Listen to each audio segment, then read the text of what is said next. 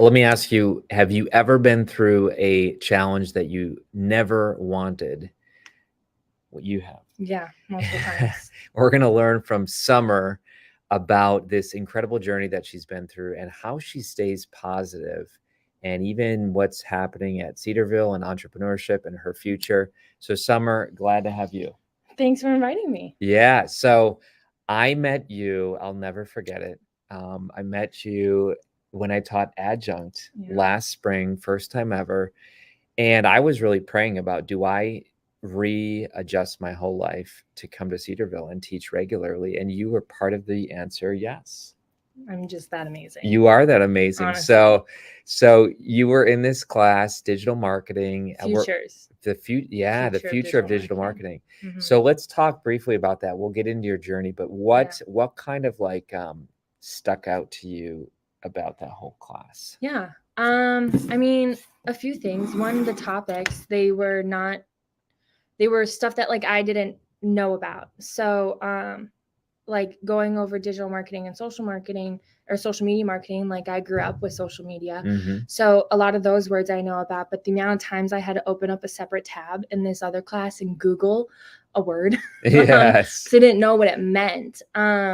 But I think what was really cool was the discussions of like how we talked about the future of digital marketing and how it related to scripture in the Bibles, talking about like virtual reality. Yes. And how that plays into scripture and how that can affect people later on, like looking at stuff more than just, oh yeah, this is cool, but like let's look at both the pros and the cons of something. Yeah. And the transitional levels like augmented reality and stuff like that. That was really cool. I liked like learning, honestly just learning. Like we didn't really do a lot of like cramming and studying for stuff. We just had a lot of great conversations, and I can still like whip out vocab words that I learned in that class because like it was a really good structure. And it was a 7 to 10 p.m. and that sounds like super fine for a college kid, but like my bedtime is like 9. I hear you. And so like that was the one thing that I would stay up for though, because I was excited to go. That is cool. Yeah. Well, you had this energy too in the class, which makes teaching exciting. And the first day I drove home at 11:10, I got home because we would even chat after a little bit. But I got home almost at midnight, and I just said, wow, if these young people are this excited and on fire, I gotta be part of this. So I prayed about it and, asked you all. I was very open. I'm like, what do you think? Would I be good here? Is this a bad thing? What do you think? And you all were so good. We used marketing on you. You did. We sold you on it. And you did get a social media post about my bald head one time. I did. Remember a TikTok. That? Remember that? I asked for approval. You did. I was like, go for it. I was like, go for it. That is funny. Because I think it was windy. Yeah. And everyone's hair was blowing except mine. No, only your shirt. And so it's like there's shirt. different type of like ways of knowing it's windy. All of us with our hair. And then your shirt. You. I like that. That's good. That's good. Well, even though you have such positive energy, and by the way, I don't know if you know this, but my company has 4 core values, GPSS. Okay, GPSS. Growth-minded grit, positive optimism, show up, filled up, and servant leadership. But positive optimism is something you ooze. I'm good at it. And the whole faculty here knows about it. But you had something happen years ago. Sophomore year. Tell us the story. Yeah. So the fall of my sophomore year, around like September, I got COVID, and it's been like 2 years ago. Yeah, 2 years ago. Yeah. I didn't like think anything of what was going on, but I started after having COVID and all that. I had trouble swallowing, and I thought it was just one of those symptoms that like. People talk about like, I got COVID and this happened. Right. Couldn't smell. All that stuff. Yeah, so I just thought it was one of those things. But then it started getting worse. And when I went home for winter break, I told my parents about it. And I was like, something is going on. And so we just went to my like primary care physician. I just went for a checkup and to see if there was anything like suspicious. Maybe I need my tonsils removed, whatever. normal things that you would think. And I made a joke in the doctor's office because two of my uncles, my cousin, and my grandma have all had lymphoma, a type of lymphoma, and it's not known to be genetic. Okay. So there's that fun little tidbit. Yeah. But I made a joke in the doctor's office. I was describing my symptoms and everything, and I was like, I don't know, it could be cancer. And my mom's sitting there like, you don't have cancer.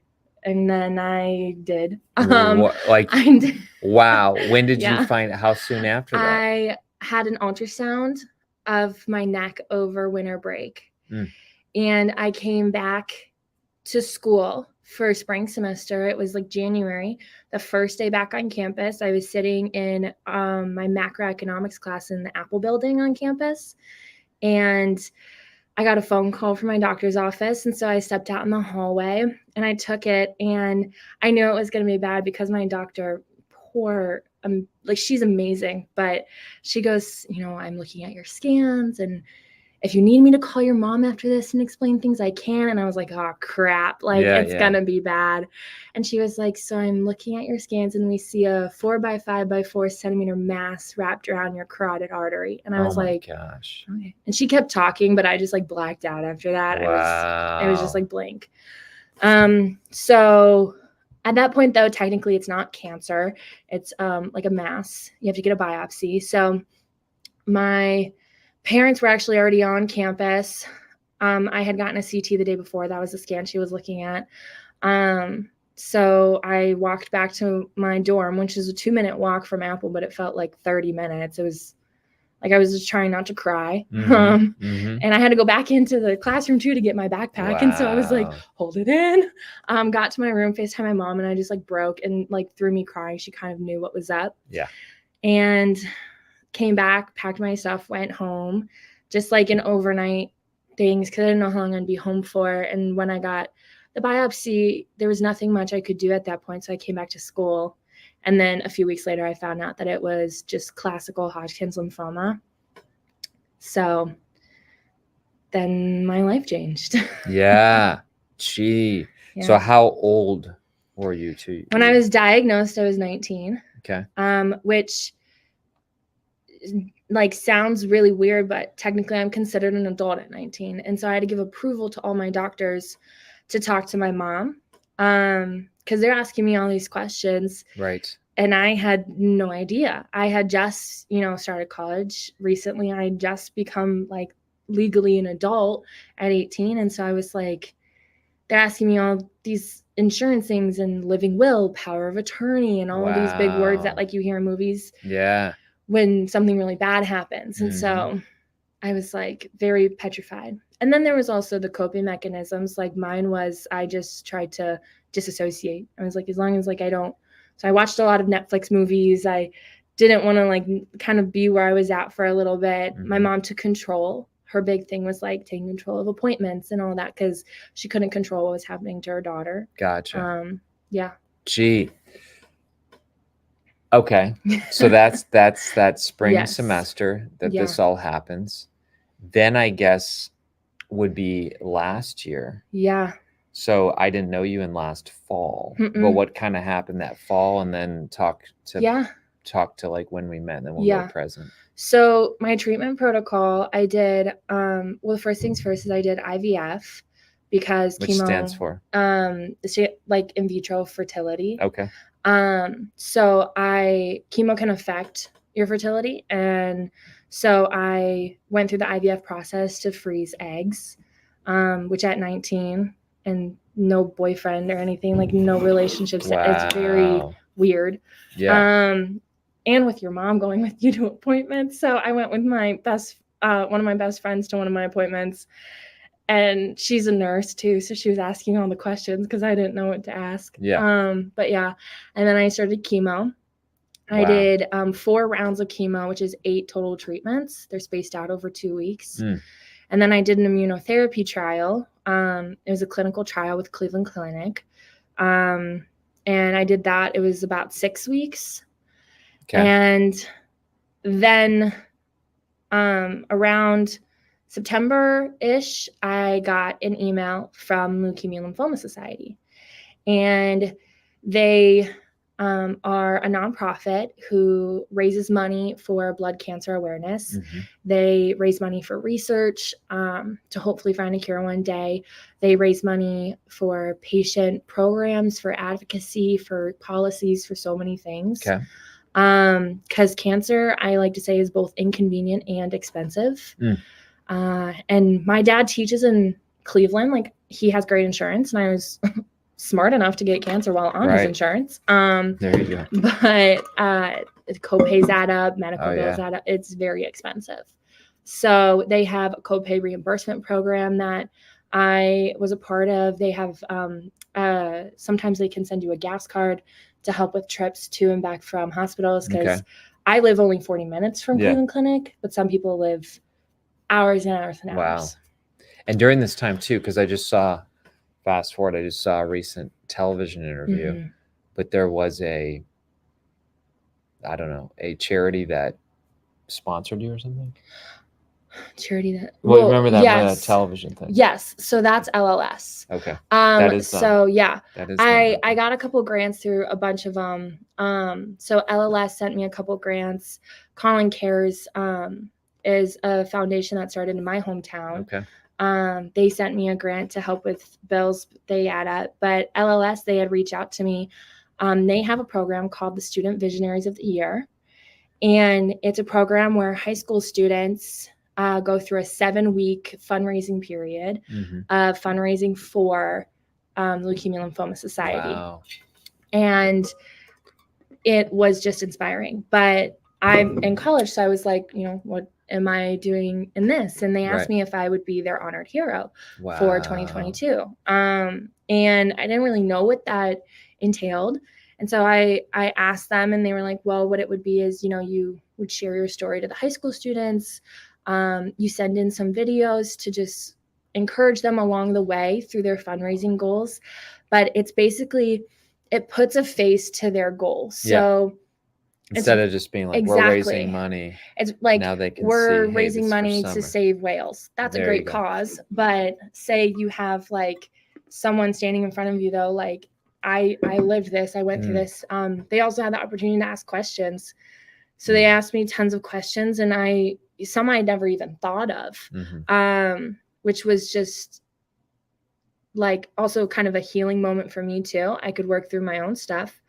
But I said yes, and it was like the best experience ever, because these high school students, I mean, they are sophomores and juniors and seniors in high school, and there were about 30 of them. Okay. They raised over $800,000 in 7 weeks. All right, let's talk about that. Yeah. Because this whole podcast is called the E-Mind, and how to think like an entrepreneur and gain an exponential advantage. Yeah. You've kind of been around some of the entrepreneur classes now.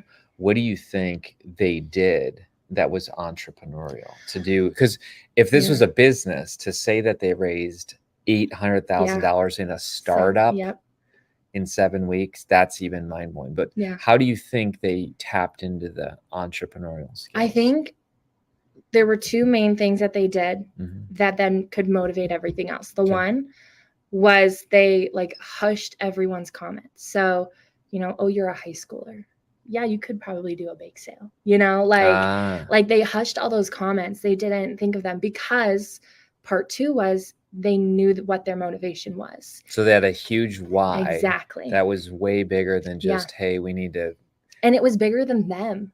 Like they each one of the students could pick what's called a pillar. So they were fundraising for either patient advocacy, policies, or research. And that pillar became their passion. And that was their motivation. But then also they utilized their skills. So they didn't try to be a corporate CEO and go to business meetings, because that wasn't them. They were high school students. So Cal, who was in that news clip that you saw, he was the runner-up that year. And he threw a huge basketball game. Plays basketball. Threw a huge basketball game, had this well-known basketball team that's like in the area and travels and stuff and does different fundraisers, come out and compete against them, sold tickets. They did like, Raffles or concessions, something, like, maybe? Yeah. stuff like that. Like they utilized what they were already good at and Wow. just put it on a new podium. That's And cool. it was insane. A big thing too that a bunch of them did, they're high school students, they created social media pages. So I follow, one of the teams was Bruins Beat Cancer. So they all came up with a team name, the students would, and they utilized their social media skills, their story Wow. skills. They utilized all the events that goes on in their schools. And they just pushed through all that stuff. They also utilized all their connections. So yeah, their high school friends may not have a lot of money, but their high schoolers' parents might, or their parents know people, or they work at a smoothie joint in town who wants to give. But another thing too is they never like only searched for that big donor. Gotcha. Like it was whether you can small. give $1 or $1,000, like every penny counts. Wow. And that was like my big thing with them was like, when you're going through cancer and when you're going through treatments, the last thing you want to think about are finances. And so they were able to help so many other patients not have to think about that. And hopefully one day never have to think about that because there's a cure. That is amazing. Yeah. I love that. So we talk about in the book, the E-Mind, which is coming out here in a few months, but we talk about risk and we say embarrassment is your ally. So like they didn't know if this basketball thing was going to work. 3 people could have showed up. That's right. But they took risk. Yeah. Another thing is independence. No one's coming to save you. They didn't wait for the big corporate. Yeah. I'll write a $50,000 check. Yeah. Wow, interesting. Okay, so now let's go into the personal. So maybe somebody's watching this and they're like, okay, I don't even know if God exists, but he certainly isn't caring for me. I have lymphoma. Like, you could have gone into a very dark place, and maybe you even did. I don't know, but how do you? Because I mean, it's not over yet. No, I actually recently was diagnosed with thyroid cancer. So part 2.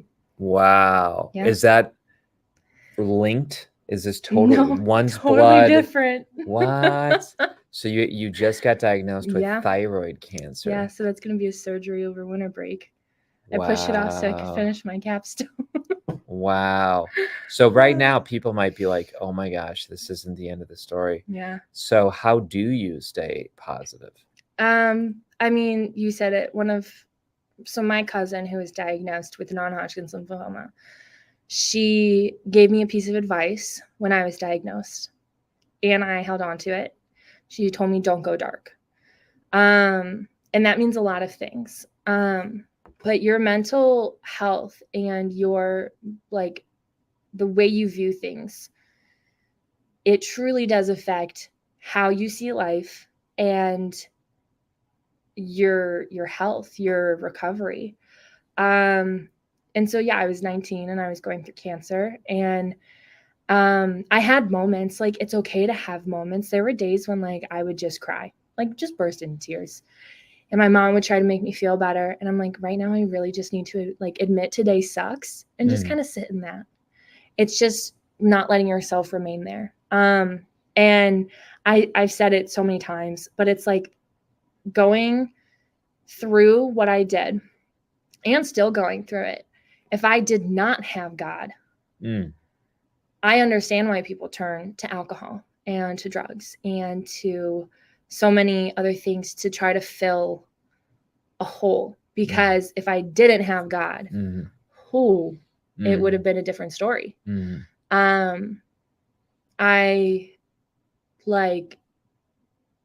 don't even want to, like, have to think about it. And thankfully I don't have to. Yeah. But let's talk about that for a moment, because I believe that I didn't go through that, but I believe that I went through some difficult things. Yeah. And I know other people who haven't gone through difficult things, and no judgment on them. But I feel like maybe me, I feel like whatever, whether it's a greater gratitude, a greater appreciation, Yeah. a maturity. Like, I think God allows things, and I would say this to you as a promise. God doesn't waste pain. No. Agreed. You've been through a lot of pain. And as a result, there's a big assignment.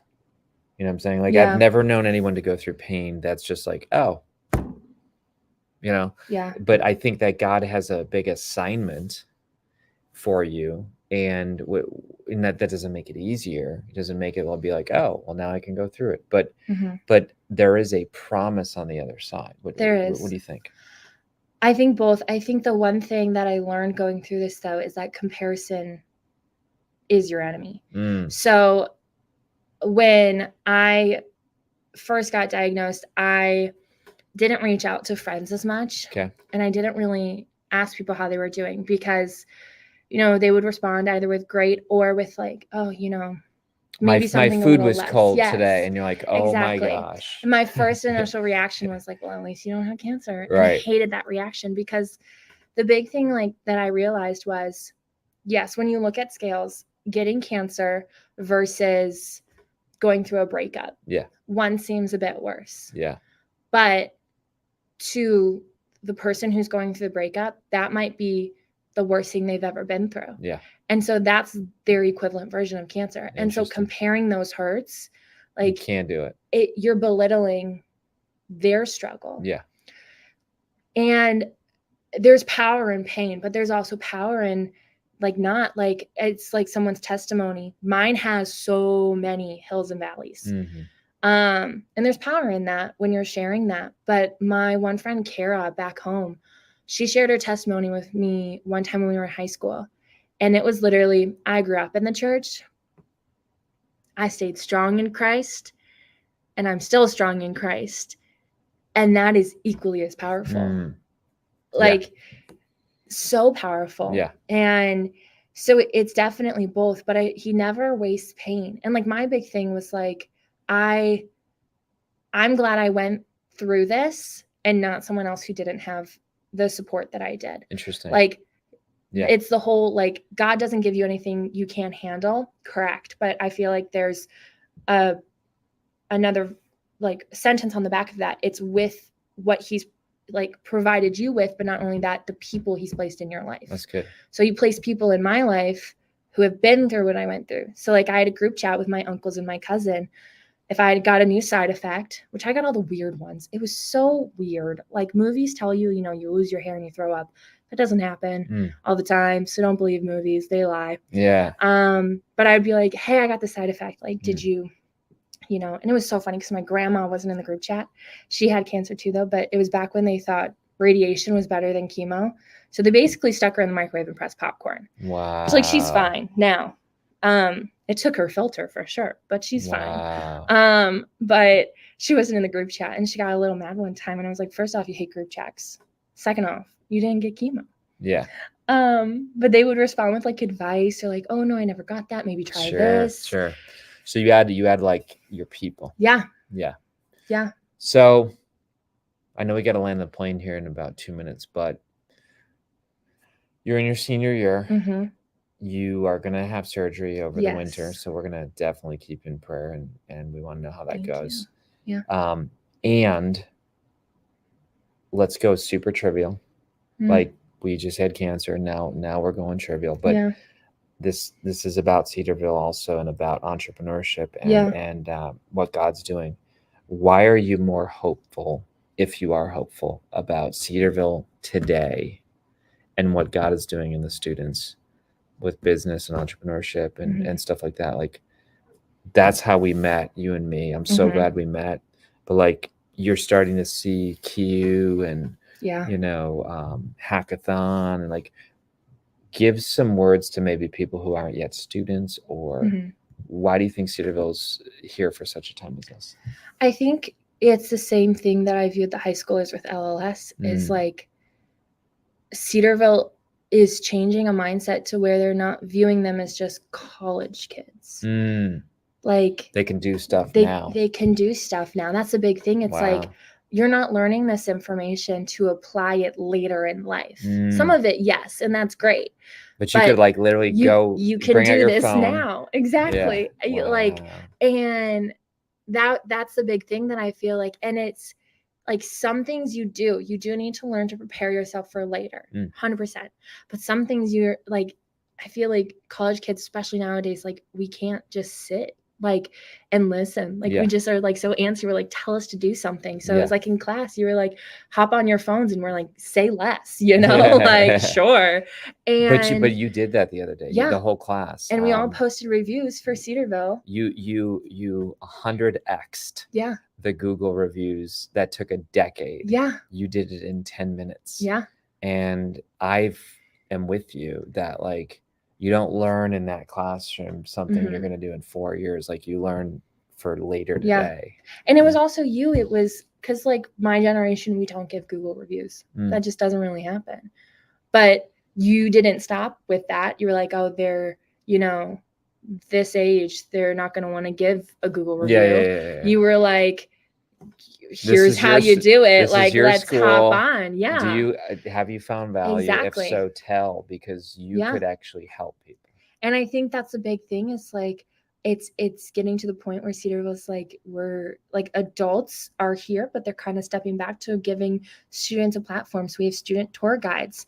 So while you're on a tour, you can ask what it's like to be a student. Like I work in the campus store, and then we get questions all the time that are like, what, you know, we sell great merch. Good job. Highly recommend. Sammy's a great designer. But people come people come in and we'll see the visitor, you know, tag or the blue backpack. And we're like, oh, you're on a tour today? And they're like, yeah. And they tell us where they're from, their major. They're asking us questions. The parents are asking us questions because it's another thing to send your kid off to college. I ask questions. And like you get student life advice because it could be a great school, great academics and whatever, but campus life could be terrible. But that's not Cedarville. Cedarville promotes, I feel like, it's campus life more than it's school, because it knows that school is good, but it wants to also be like, hey, while you're here, you're not just a student. Like you're living here. We want to make it fun. We want to make it like exciting. Well, I'm taking away that Cedarville's philosophy is to mobilize the students now. That's good. Well, Summer, you're on social. Yes. Where can we follow you? Instagram, Facebook, LinkedIn. I need a job. And it's Summer Gray. We might need to talk. You know, I hire people. I know. All right, we'll talk. That was my plug right there. We'll talk offline. All right. Well, listen, folks. This was an amazing story. I knew you would love a little bit of Summer. All right. So take care and follow her, and whatever you're going through. I love what you said. We can't compare, but God does not waste pain. I'm taking that one. All right.